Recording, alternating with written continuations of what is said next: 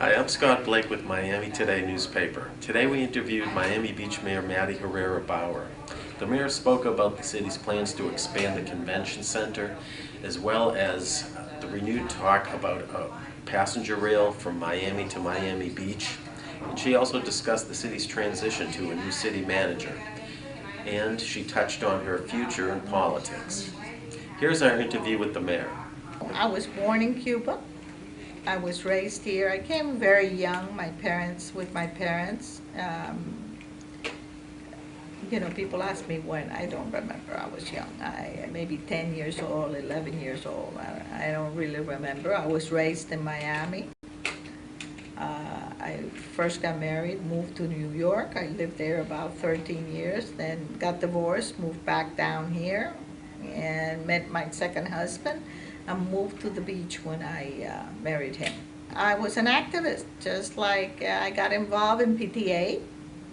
I got involved in preservation, met many people, and actually I belong to many organizations. I had a list very long that I've lost. I don't know what it is, but the reason that I belong to so many different organizations was that people are very turfy and people don't work with each other, at least at that time. Then the buzzword afterwards was you got to work with each other, become holistic and all that. But they didn't work with each other. So I found that it was easier to belong to different boards, and then I could get them to do things with each other. So if I belong to the PTA and I belong to the health clinic, I could get the health clinic to help the school with the nurses and give shots to the kids and stuff like that.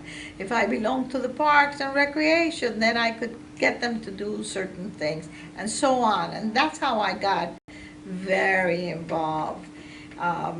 Preservation just happened because I live in the area, and I met Barbara Kappenman, and I guess coming from Cuba, and remember I came way before Castro, I could visit Cubans, and when she spoke of the porches being activated, I could see it, that in Cuba the porches were activated, that people did do things and had fun in the porches, and I could relate to that, as part of the preservation movement.